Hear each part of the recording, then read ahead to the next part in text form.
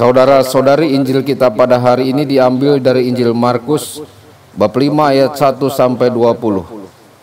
Sekali peristiwa sampailah Yesus dan murid-muridnya di seberang danau Galilea, di daerah orang Gerasa. Baru saja Yesus turun dari perahu, datanglah kepadanya seorang yang kerasukan roh jahat dari pekuburan. Orang itu diam di sana dan tidak ada lagi yang sanggup mengikatnya dengan rantai sekalipun.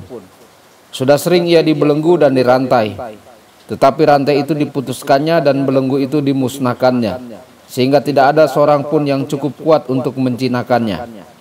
Siang malam ia berkeliaran di pekuburan dan di bukit-bukit sambil berteriak-teriak dan memukuli diri dengan batu. Ketika melihat Yesus dari jauh, berlarilah ia mendapatkannya. Ia lalu menyembahnya dan dengan keras ia berteriak, "Apa urusanmu dengan aku, hai Yesus, Anak Allah yang Maha Tinggi?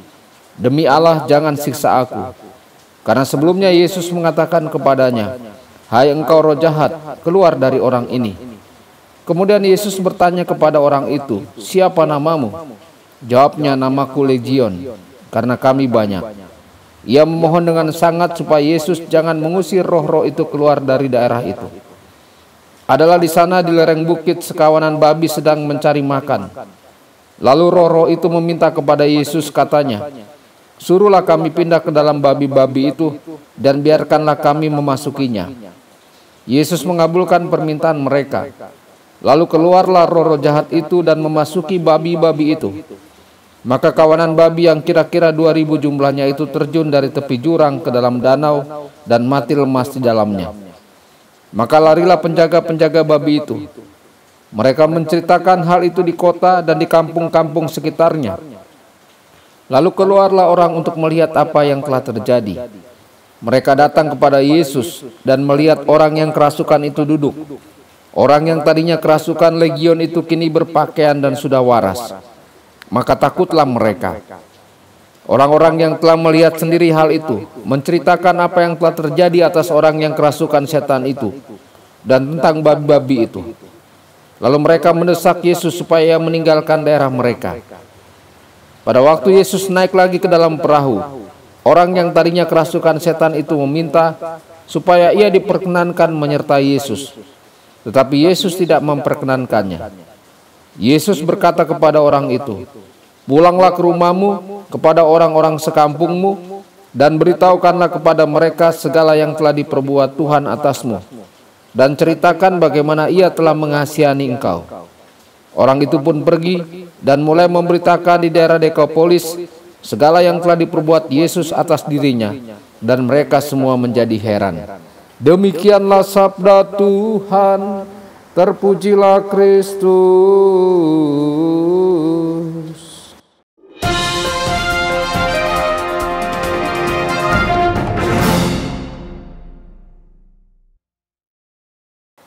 Saudara dan saudari terkasih dimanapun Anda berada, jumpa lagi dengan saya Romo Tedens dalam saluran Warta Kabar Sukacita. Semoga Anda semua dimanapun berada senantiasa dalam keadaan sehat dan bahagia. Saudara dan saudari, kemanusiaan orang yang kerasukan telah ditaklukkan oleh kejahatan yang menyiksanya siang dan malam dan berkeliaran di kuburan-kuburan tanpa terkendali. Tetapi kejahatan itu takluk di hadapan Tuhan kita. Kita dapat menarik penghiburan besar dari gambaran legiun yang berlutut dan memohon di hadapan Tuhan. Katekismus mengatakan, kuasa setan bukan tanpa batas, dia hanyalah ciptaan belaka. Walaupun kuat karena ia adalah roh murni, namun ia tetap saja makhluk. Ia tidak dapat menghindarkan pembangunan kerajaan Allah. Setan ada di dunia karena kebenciannya terhadap Allah, dan ia bekerja melawan kerajaan yang berlandaskan Yesus Kristus. Usahanya membawa kerugian fisik bagi tiap manusia dan masyarakat. Walaupun demikian, usahanya itu dibiarkan oleh penyelenggara ilahi yang mengatur sejarah manusia dan dunia dengan penuh kekuatan dan sekaligus dengan lemah lembut. Bahwa Allah membiarkan usaha setan merupakan suatu rahasia besar. Tetapi kita tahu bahwa Allah turut bekerja dalam segala sesuatu untuk mendatangkan kebaikan bagi mereka yang mengasihi Dia. Saudara-saudari, keberadaan babi menunjukkan bahwa Yesus telah datang ke wilayah bukan Yahudi. Yesus menjalankan pelayanannya dengan cara yang sama di antara bangsa-bangsa lain, seperti yang ia lakukan di antara bangsa Yahudi, mengusir setan dan memulihkan umat manusia. Paulus kemudian berkhotbah dan melakukan perjalanan. Gereja mengakui bahwa pesan Injil adalah untuk semua orang, dan Yesus menunjukkan dengan tindakannya bahwa Dia tidak membeda-bedakan orang. Dia adalah Tuhan bagi semua orang. Saudara-saudari, sebagai pengikutnya, kita dipanggil untuk melihat semua orang sebagai saudara atau saudari, orang Yunani, Yahudi, dan semua orang. Kemanapun Yesus pergi, orang-orang yang ia temui harus memutuskan apakah dia anak Allah, seorang nabi, atau seorang penipu. Orang-orang bukan Yahudi dari Gerasa juga harus memutuskan apakah orang yang mengusir setan ke dalam sekawanan besar babi ini adalah orang yang dikatakan legiun atau bukan. Ketika orang-orang ini mendekati Yesus, mereka melihat orang yang kerasukan itu sudah sepenuhnya sadar dan dipulihkan.